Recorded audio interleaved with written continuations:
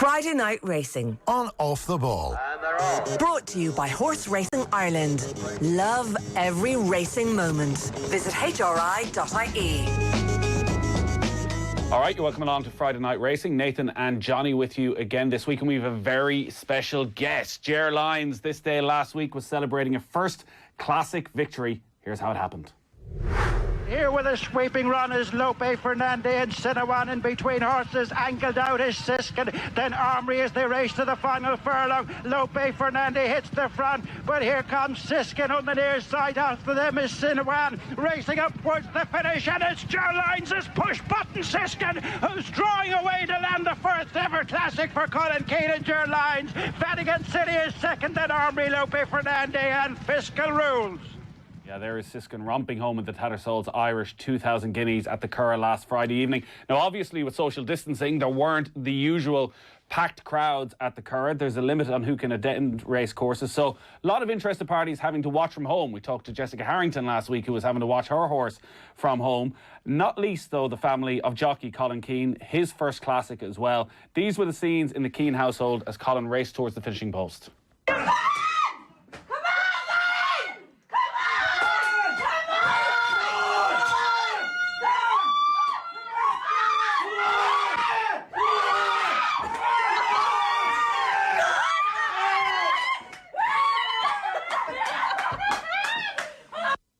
Ger Lyons, come on in. How are you? Good morning, Nathan. How are you? I'd imagine you've seen that video back many times, and the video of yourself as well. There's a brilliant video of yourself and your daughter watching it at the Curragh, and as Siskin gets closer and closer to the finish line, your grip on the railings behind you gets tighter and tighter and tighter as you know what you're about to go and achieve. What's the last week been like? It's been lovely, very exhausting energy. I'm tired. Put a lot into achieving what we achieved. Just laughing at the Keane household, because if you put them all in the room together, you wouldn't get 10 words out of them. So that was as much as I've ever heard them speak in one go. I mean, they're the quietest family you've ever met. Yeah, in one way, you would have loved to have had them all there and all your family there and absolutely everybody. But still, winning a first classic, can you describe, and we saw the video, but can you describe your emotion in the minutes after the race? Pure 1,000,000% relief. Right. That's all I can say to you. You put your heart and soul into it. We all did. I know how important it was to connections. We were entrusted with a Guineas favourite, the only 2-year-old Group 1 winner in the field. Just delighted. I mean, I was relieved. That's the initial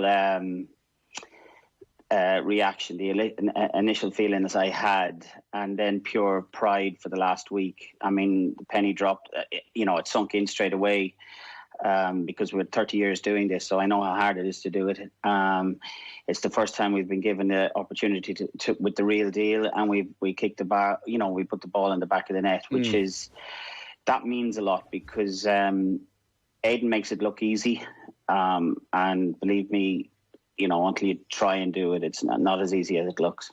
You must take an enormous sense of satisfaction out of that, because you say you've been in the game for many years and quite often as the underdog, but now you're there with the favourite in the 2,000 guineas, and all the pressure that brings and all the expectation from the owners. When you get a horse like that, the expectation is you deliver, but you still got to go and do it. As you say, relief, the overwhelming emotion. But for yourself, you must take enormous pride that you got the job done. Oh, absolutely. And I'm very proud of the team, very proud of my staff, because we had the chance and we could have easily fluffed our lines. But again, we had the horse on the day and we had the jockey on the day, and there was huge pressure on Colin. Pressure that I probably didn't. I knew he was under pressure, but I think he's such a cool dude. He calms me a lot. But I didn't realise until afterwards the pressure that he was probably feeling. And he'll thrive going forward after proving that he was up to it. I mean, that'll only make him a better rider, which is brilliant going forward for the rest of us. But no, I mean, there was only a few of us at the track, and that didn't make any difference to my satisfaction. Yes, it would have been nice for family and friends to be there, But ultimately, I'm in my own bubble anyway, and I keep myself to myself on race days. And it didn't lessen the enjoyment for me winning our first classic. And Right. you know, if I never train another winner, we've trained a classic winner. You've mentioned as well, Ger, obviously after the race that you came up against a team of Ballydoyle horses, and it was a difficult enough ride for Colin. Say if he'd gotten traffic problems, got out to the clear too late and finished kind of an unlucky second. How tough would that be for him? Because obviously he was chasing his first classic success as well. Well, I don't think there's any point in talking about that, Johnny, because if my aunt had balls, she'd be my uncle. It's as simple as that. It didn't happen. You know, the point is he didn't fluff his lines. The point is he did his job and he won and won the classic. So it's irrelevant talking about what might have had or what might have been. I did enough of that thinking going up to the race, so I'm not going to think about it after it. Well, it was funny watching Fairyhouse last night in more than one or two races. You know, there was a lot of trouble in running, and it got me thinking. It's very rare that you see Colin kind of make mistakes, either tactically or pace-wise. That, you know, I suppose if you're measuring a jockey on what races he won that others wouldn't have, you can probably measure him by the opposite metric as well. And it's very, very rare he seems to get it wrong. Yeah, well, that's the difference between the Mick Kinans and Johnny Murtaghs of this world and now the Collins. I mean, the good lads, that's the difference. The good lads make less mistakes than the other guys. It's as simple as that. There's some winners like Stradivarius, you'd have won on him yesterday, whereas Frankie makes the difference on other times. Do you know what I mean? It's as simple as that. It's the difference between Ronaldo and a championship player. You know, they do things that lesser lights can't do. I always remember with Johnny Murtagh that I hated putting him on a 0-65 horse, and it used to drive Johnny mad. You know, I'd have a horse going into an 0-65 to be favourite, and he'd say, I'll ride it, and I'd say, no, Johnny, you won't, because he'd asked the 0-65 horse a Group 1 question, and invariably the horse couldn't answer him, and then Johnny would get upset with him, you know. So but the good lads make less mistakes than the other lads. Who does he remind you of as a jockey then at this stage? Mick Kinnan. He's more and more temperament, physique, ability to be in the right place at the right time, confidence in his own ability, and he's a man of few words, which would be how you describe Michael Kinnan as well. Can you talk to us through the race then, Colin, Ger, because I know you were saying you don't want to get into what might have happened, but I saw afterwards you saying how Colin showed massive balls in the way he pulled that out of the bag from the position he was in a couple of furlongs out, and obviously the horse delivered as well. Can you talk to us about what made it such a good ride from Colin? What made it such a good ride from Colin was that he's drawn stall 2. He's an army around him. You know, you could see right through the race that how's he going to get out of here? He's nothing but traffic problems ahead of him. Invariably, there's this, you know, in racing, if the gaps are going quicker than you're never going to get through the gaps. And lucky enough, he was on a horse that was able to go quicker than the gaps, as it turned out. And that's the difference between Siskin and another horse. He's, 9 times out of 10, if you don't have the real deal Group 1 horse, the gaps will be going quicker than you and you won't be able to get through them. But he showed patience, he showed calmness, and when he needed to put his elbow left, he did, and they both quick and clear when they got out there. So, I mean, it was all around a good team effort from the two of them, and I just think, come at the hour, come at the man, and Colin stood up and was counted. You've been getting sent horses by Prince Khalid, Siskin's owner, for the last couple of years now. I'm always fascinated from the outside on the relationship, considering on the one hand you have these incredibly wealthy individuals, and from reading about your setup at home, it's a real family business and it's a multi-million-pound game, and how that relationship is between the two of ye and the pressure that's put on and the expectation that puts on you and how you deal with that. Well, I put the pressure on myself, but in relation to Juddmonte, I deal with, locally it's Barry and Rory Mahon, and then the racing manager is Lord Grimtop, Teddy Beckett, and, we chat all the time, and there's never pressure coming from there. As long as I have a plan, they seem to be happy with that. He'll ask beforehand what way we're going to ride, and I'll explain to him what Colin and I have discussed, and off we go. But they never interfere. They're a lovely base to have behind us, because they've been there, done that, bought the T-shirt way before we were in the game, and their experience helps us a lot. That they've seen the upsides, they've seen the downsides, and but they've been phenomenal right through with this guy, in the sense that from race to race, I would say this is where we're next going, and they just back you 100%. How would you explain to people that maybe don't know much about racing, Ger, about the importance of the owners from that part of the world, from Sheikh Mohammed to Hamdan Al Maktoum, and obviously Khaled Abdullah as well, and I suppose the money that they've invested in Irish racing, British racing, in terms of stallions and just having horses over here, and where we would be if they hadn't invested all that money. It would be a different game, Johnny. Basically how I could explain it to, if you've landed in from Planet Zog and you don't know anything about racing, horse racing. Now, again, I'm only talking about the flat because that's the game I deal in. I'm not a jumping man. So horse racing, as in on the flat, we're the shop window for the rest of the industry. And what you're seeing on the racetrack, the top races are the classics, and you work your way down from there: Group 1s, Group 2s, Group 3s, listed handicaps, etc., etc. And the classic generation is the three-year-old generation, and they decide the stud book. In other words, the best of the 3-year-old generation go to stud as the stallions. Of the males, they go to stud as the stallions, and they determine who the mares then are covered by over the next few years, which determine the next 2 or 3 years progenies. So basically, racetrack is the shop window for the rest of the industry, and the rest follows, be it the stud book, be it the sale season, and then be it all the trainers and yards from the bottom right to the top. When did you realise that Siskin was going to be a superstar? Well, he's not a superstar. He's a classic winner. He's a Group 1 winner at 2. Frankel's a superstar. See the Stars is a superstar. We thought Pinatubo was going to be a superstar, but he got beaten. Superstars are once in a generation thing, and I'm lucky enough to have seen See the Stars and Frankel directly after each other. He's a very, very good horse. He's, in the scheme of things, he's rated 116 in comparison to a 126 Pinatubo. He's not even, I seen horses running yesterday that were rated higher than him at Ascot.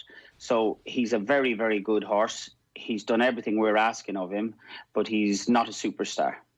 It feels like chatting to John Giles and Eamon Dunphy there. He's a good horse. He's not a great horse.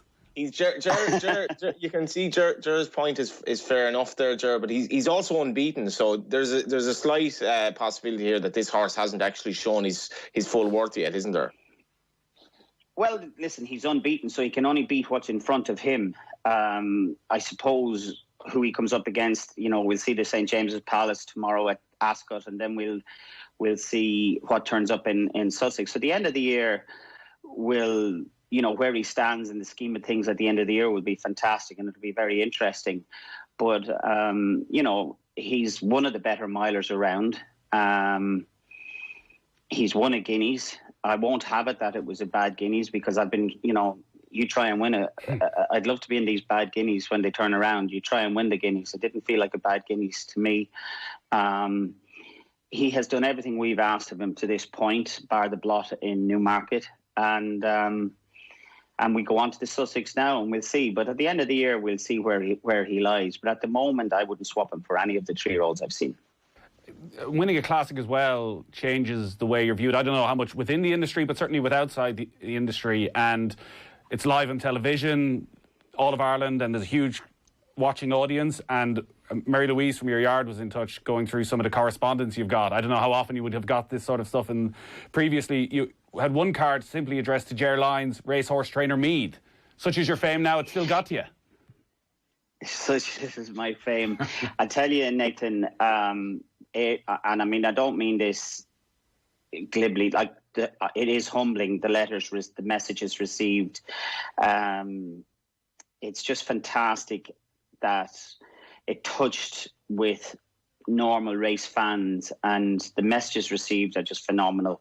They'd bring a tear to a glass eye now, in fairness. Like, we had, Colin and I were delivered a letter at Leopardstown the other day from Martin O'Byrne, who owns a clothes shop up beside Leopardstown, up that way. And he said his letter wrote that he was brought to tears as a grown man watching the race. He couldn't get over it. He was over the moon, and as such would like to give the two of us a handmade suit for each of us. That right. Was just, that was just lovely. And that was just some of the things. The letters we've received from, you feel bad not being able to respond to everything, but the texts, the phones, the messages, it took us ages to get to the middle of getting back to everybody. And I'm going to try and respond to everybody over a course of time. But it's just humbling to think that so many people got pleasure out of it. And it just, like, I'm so very in my own bubble in this game. You think you're me against the world, and Johnny will attest to that. He's watched me from long enough thinking, what's wrong with the man?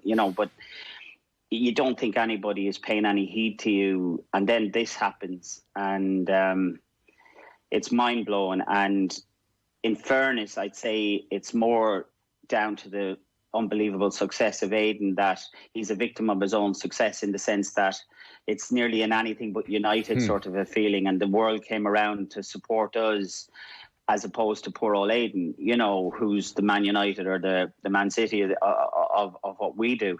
And we ended up on the receiving end of all the love. But I'll take it, and it's brilliant. And it was just humbling. I spoke to people. The letters we got is just fantastic. And in my downtime, when I'm feeling a bit poorly next winter, I'll read them, and I'll read them over and over and over again. And I'm so grateful to have received them. We have a few of them here, actually. There's one: to all concerned, with a passing interest in racing, my wife and I sat down to watch the Curragh. We were not disappointed. When Keane went for the gap, we jumped to our feet and we screamed and we shouted and we screamed and we shouted. We talked about it since and think we'll not witness the likes again, not for a long time. We live in the big city of Rathmoylan, and to think that there are classic winners trained beside us feels like we're living at Newmarket. Great traditions are always begun by visionaries, they say, and in times to come, it'll be argued that Glen Burnie Stables and the people who work there played no small part in putting Kiltale, Trim and Mead at the top table of flat racing achievements worldwide. Isn't that lovely? You even to think that, but then to go to the border of putting pen to paper and sending it on to us, I just think that's lovely. And humans, we let ourselves down more times than we don't in other walks of life. But just the amount of people who just took time out to put pen to paper. As I said, it would bring a tear to a glass eye, and it's heartwarming. And it just adds to the satisfaction of the whole occasion. That's the side of success that you can't imagine, because I'm sure when you're thinking about winning a classic, you know what it'll mean for the horse potentially, you know what it'll mean for the business, but you can't imagine that it's going to touch people so personally and affect them and will make such an impact on people who you've never met live. Well, ultimately, Nathan, what I'm doing is a business, and a lot of things matter. It's a big money business, to the breeding rights of the horse, to his potential stud career, to the owner. So the last thing you're thinking about is all of the frivolities that come with it. And hence the abiding feeling that I had post-race was relief, because I'm very, very aware of how important it is, if I dropped the ball, I bet a lot of people down. So we couldn't afford to drop the ball. And as I said in some other interview, it's a game for big boy pants, and you just put on your big boy pants and you go out and you do it. And if you're not prepared to do that, you shouldn't be in the game. But it's something we've aspired to since I started. Guineas was right up there with a top bucket list for me. And to have done it now, I'm delighted. It gives me confidence. We're training winners most days, when we go racing, which is grand. But I'd be very much of the belief that you're only as good as your last winner. That's the way I think. That's the way I get out of bed every morning. So that's what keeps me motivated. But part of me now knows you went to the top table and you delivered. And there is huge satisfaction in that. And I hope it helps make me a better trainer, as it will make Colin a better jockey. Just one more on the letters you received, because I know you got a letter from a kid called Josh, who was 13 last week, and for his birthday he was redecorating his room, and he emailed to ask for Siskin's racing plates. If you did kindly allow me to have this plate, it will be treasured tremendously and will be the centrepiece of my room and a popular amongst my collection of Altior and Baltash. Is Josh getting the racing plates? I'm really putting you on the spot now. Oh, he'll get a racing plate from Siskin. He won't get the 4 of them. I mean, Siskin will have a number of racing plates throughout the summer, so he'll definitely get something. And Mary-Lou and Hannah in the office are brilliant at that. They make me look very good, as your producer will attest to. They respond to everybody. They make my life very, very easy. And there's one thing I've learned over the years is how to delegate, and they're brilliant at making Glenburnie Stables and Ger Lyons Racing look good. One thing I want to get you on, Ger, is the narrative of the Irish kind of flat scene in Ireland and its relationship with the people. And if you go back to Paddy Mullins winning the Oaks with Vintage Tipple and Frankie Dettori practically having him in his arms that day, and that probably had a kind of reaction at the Curragh that is a bit kind of gone these days, that it's more, you clap hands and everything is very kind of polite and all that, and people don't get as energised about it as necessarily they should. And if you look at in recent years, in Jessica Harrington, Adrian Keatley, yourself, Ken Condon won Irish Classics. And is it a strange thing in Ireland that, like, my cousin from America texted me on Sunday morning, he said, what do you make of the O'Briens dominating racing in Ireland? Because obviously Joseph Dunnach and Aidan provided the first 4 home in the Irish Guineas, the Fillies Guineas, and you had the 5th.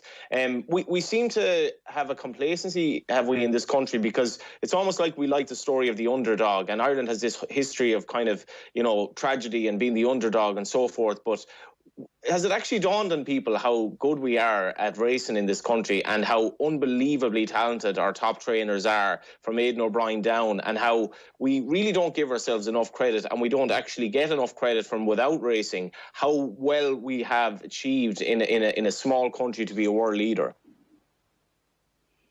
You lost me about 10 minutes ago, but yeah.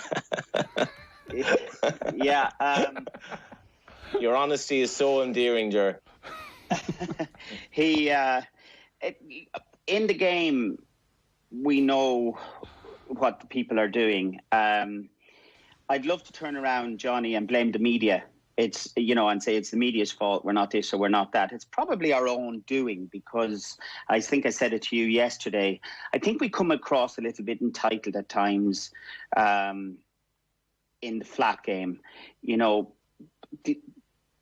that we deserve this or we deserve that, and the normal person hasn't warmed to us. I don't know whether I'm answering your question right or wrong, but we are the best in the world. I heard Bruff Scott on Channel 4 on ITV yesterday saying, Britain, we're the best, we do this, we're the best at racing. No, they're not. Ireland are the best breeders in the world. There's no question about that. It's undisputed. We have some of the best trainers and definitely most of the best jockeys. I think it's taken for granted because the likes of Aidan is doing it willy-nilly, and he's doing it for rich people, tax exiles, and that doesn't sit well with folk, I think. I mean, I'll stand corrected. Nathan's not in our game, so Nathan could turn around and answer that question, and maybe a bit better than I could, as to why we're not liked or not as liked as, say, other sports. When I was growing up, racing was loved. Maybe it's that there's so much sport on TV now that people's interests are diluted so much, but it's a brilliant game. On any given day, you go racing in Ireland. Like if you went to Fairyhouse last night, I ran a filly in the 2-year-old race, and she's special, and she could be very special. But people take it for granted what they're looking at. And any given day, you'll see Aidan produce horses like that, Dermot Weld produce horses like that, and any trainer, John Ox, Jim Bulger, they're there. And I think it's just taken for granted a bit, Johnny. And that answer is nearly as long as your question was.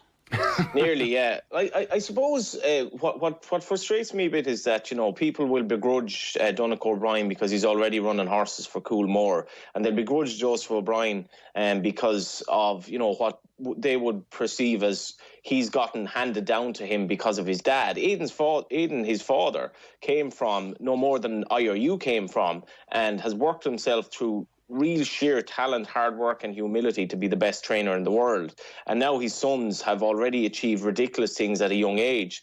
And it's almost like when Kilkenny hurlers were winning the All-Ireland all the time, or the Dubs now, we're kind of looking for reasons to fault them. But what I did like about what you said was that, you know, these people are inspiring me to up my game. And granted, Aidan has Coolmore and all that, but like, it's incumbent on other trainers to try to reach their standards. And what I like about the O'Briens is they never praise themselves. They're utterly humble people, and they're unbelievable ambassadors for this country. And I think we really don't appreciate them enough either at times.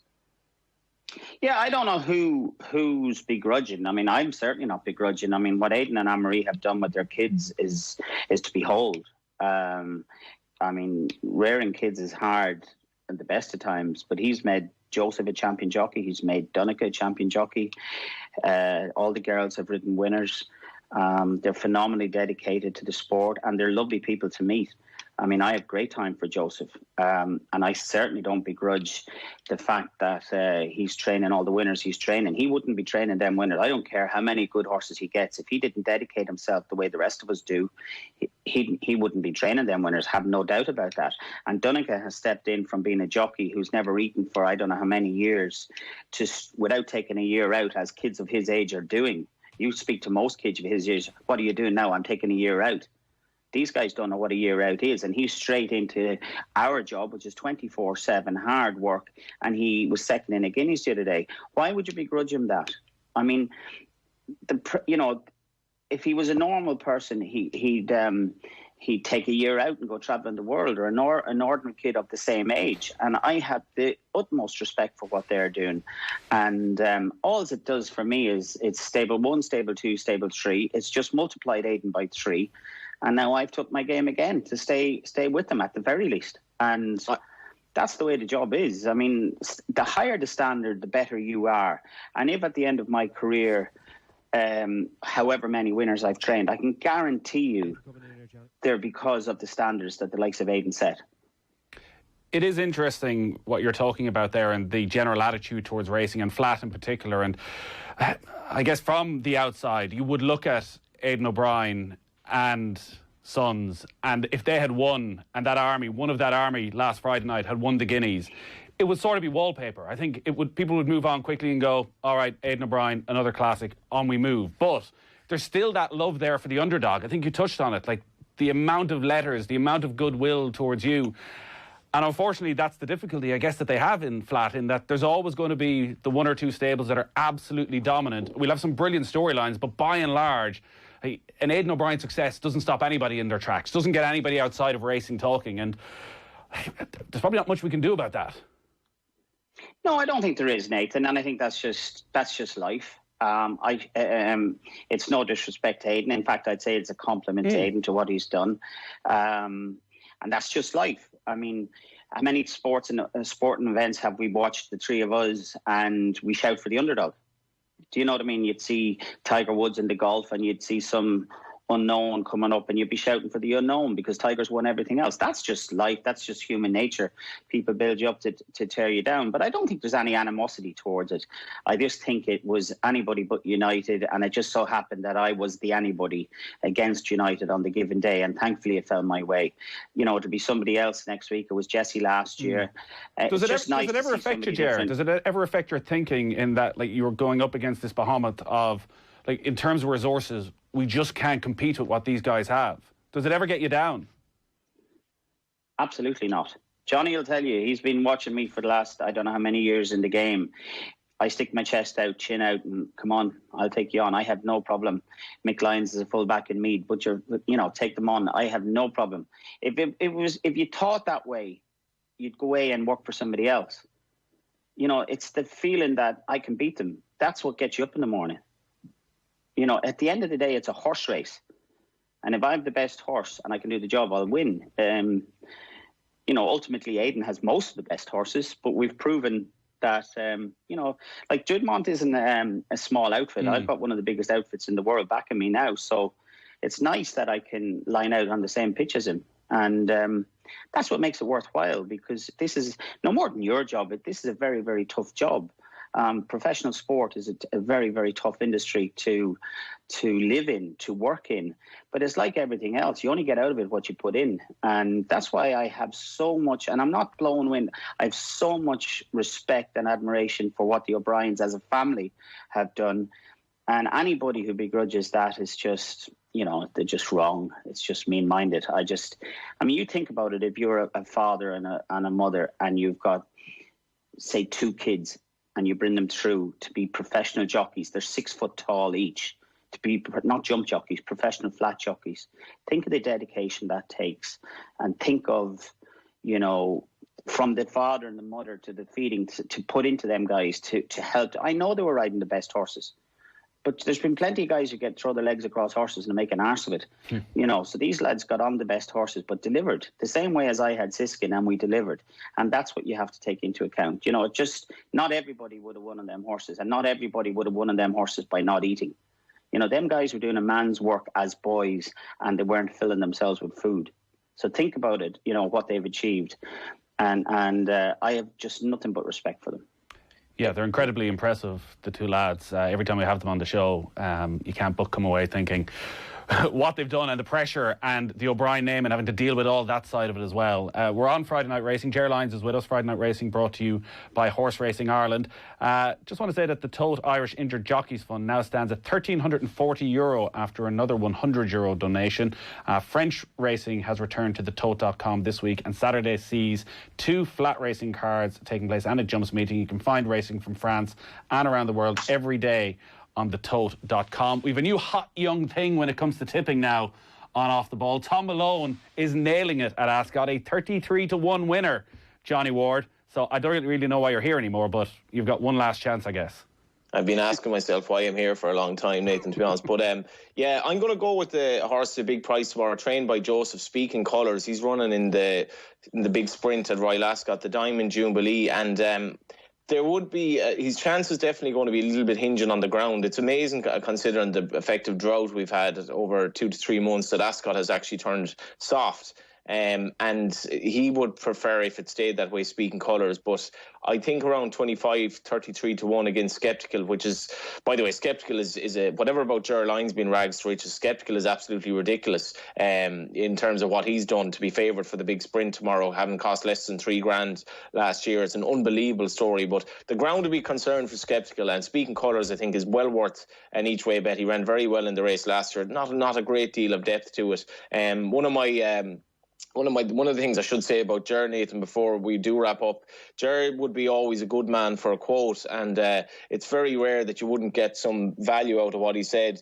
But one of the main parts of his MO is that he doesn't hold on to ordinary horses long, if at all. And I remember one night he'd been off for a while, big strong horse, and he won a claimer at Dundalk. It was a poor race, and Ger sort of walked in and after the race, and he had his line straight away. He says, if you're running horses that were behind me there, you may as well give up, or something to that effect. And we were like, that's a great line. And then unfortunately, which I don't think has ever happened before from Ger, he came into the press room about 45 minutes later and he said, lads, that was off the record, by the way. And I was like, okay. But that's his MO anyway. Ger, generally, due to my lack of racing nerdishness, I just have to listen to Johnny's tips and go along with it and say he's made a good case. You can go up against him this weekend, or you can tell us what we should be keeping an eye out from your yard over the next week or so. We're racing at Naas tomorrow. I run let's see. I'm just trying to see what I run a little Beckford in a listed race tomorrow. The ground has come soft. He'll run well. He's a fun horse to have. I introduce a nice 2-year-old in Leopardstown on Sunday. A nice filly by Dark Angel called Angel Palm. She's nice, but she'll come on a lot for the run. I run a nice Colt Ides of August, having his first start. Yaxini has a first run back in the Blue Wind Stakes. I run a nice bunch of horses, and as I said, we'd be hoping to have winners, and but we've a lovely string of 2-year-olds this year, and they seem to be running well, the ones we've introduced. So I look forward to them. They're the horses that get me out of bed in the morning, because they're the future. All right. How good are your 2-year-olds, we'll say, compared to other years? Or is there any horse that's already kind of standing out a bit? Oh, there's always horses standing out at this stage, Johnny. We're into nearly July. They'd want to be standing out. If they were all come past me, look, if none of them were standing out, they'd be ordinary. But no, I'd say it's the best bunch we've had. They're definitely the best pedigrees we've been given. But they're definitely horses that I'm looking forward to this summer. Where they lie now, when they go to the track, when they come against other people's horses, will be interesting. But the ones we've introduced have done what we've been seeing at home, which is very, very encouraging. What time do you generally get out of bed in the morning, Ger? 5 o'clock every morning. But the staff are in here. They're supposed to be in here at 7:30. They start coming in at 6:15. The first lad in is at 6:30. Ronnie comes in every morning, opens up the yard. I feed, and then I do the board, and then I go and have a coffee and relax. And we've everything done. Then the guys come in, and we kick on from 7:30. And it's military like, but it's a system that works. It's hard work, and the reason I'm asking is because you won't believe this, Ger, but literally 2 minutes before we were coming on air, Johnny Ward was intending on broadcasting from bed. He was still in bed. Yeah, still sitting on the bed. I'm actually up since 7. Oh yeah, my God. I've often, I can relate to 5 o'clock in bed, but I'd be going to bed rather than getting up out of bed. But there's no wonder Leo Varadkar loves racing, because they are early risers, to be fair. Yeah, all right. Well, I mean, there's an old saying that if you get up early, if you get a reputation for getting up early, you can lie in bed all day. But I mean, the best part of the day is the morning, and there's nobody around when you're feeding the horses, and then you have the day to yourself. But I mean, our job is all about routine, and my wife constantly compares me to Groundhog Day, but it's what I'm used to, and it's what I enjoy doing. Ger, it's been brilliant talking to you. Johnny had talked you up ahead of this. He said he's going to be great, and you've very much delivered. It's been brilliant, and congratulations on all the success, and hopefully plenty more to come over the summer. It's very much appreciated, lads, and thanks for all the well wishes. Speak to you soon. All right, Ger Lyons there, trainer of Siskin, winner of the Tattersalls Irish 2000 Guineas last weekend. Johnny, great stuff as always. You can get up now, I guess, which will be good for everybody. That was actually very misleading. I did get up early today, but what Ger says there about getting up early in the morning and being around a training yard and horses as the sun is shining and all that would make a beautiful documentary. I think a lot of non-racing people, they see the gambling side of it, and they see the big owners and all that, but ultimately racing is about the staff in the morning looking after the horses and getting to know their buddies, and that beautiful aspect of the love between a human and an animal.